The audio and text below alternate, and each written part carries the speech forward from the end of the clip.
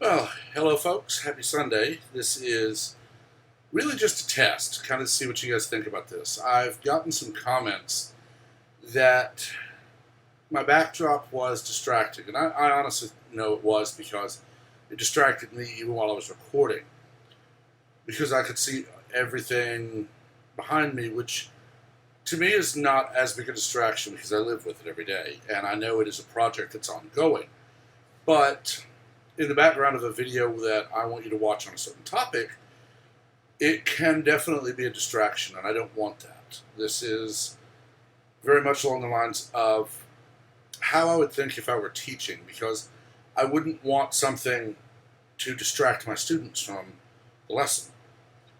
I had a history teacher in high school who always had an image that related to the lesson only because of time. For example, when we started studying the Vietnam War, it was a picture of a 1969 Charger.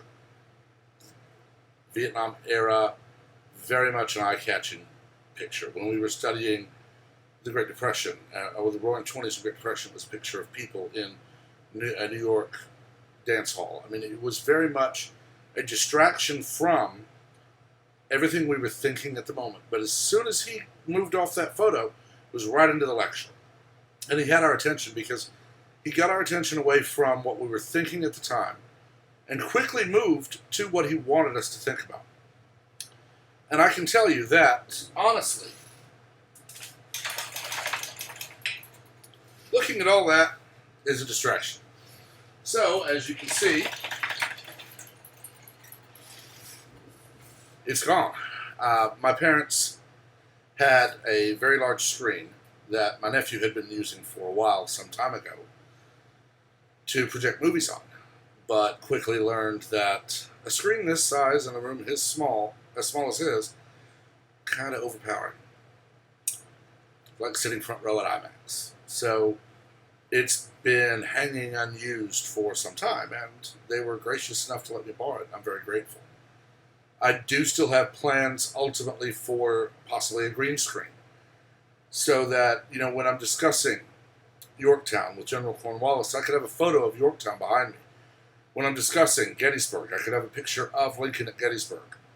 When discussing Vietnam or any other time in history, I could do that. I could even have just a PowerPoint behind me with a map, and it would be amazing to be able to do. It is something I'm going to have to learn about. Definitely going to need to dig into the tech on rotoscoping someone out so that you see me, but you don't see the green and I don't blur and all that, which not something I've done before, not something I've even looked into. So I definitely need to figure that out. But with technology, what it is today, there's a lot of times when AI kind of does it for you. So I'm definitely going to try that. I did want to let you know that I do read the comments. I do get that I'm not in a perfect setting just yet, but I'm definitely working on it. And I hope this helps. It is definitely very Spartan. I am in the white haze, so the white mist has descended, but I hope it is better than what was being viewed at the time, which is just a pile of stuff that I definitely need to go through.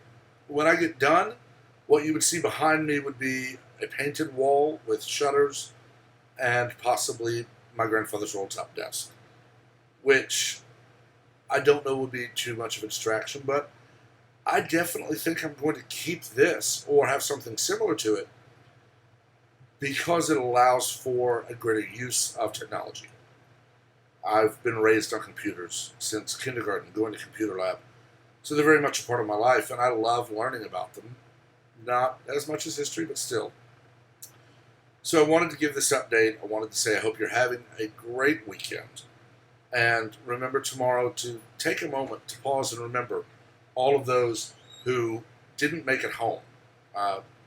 Monday is very much for those who fell serving the country, whereas Veterans Day in November is for those who served and were able to come home. Until next time, everybody have a wonderful day.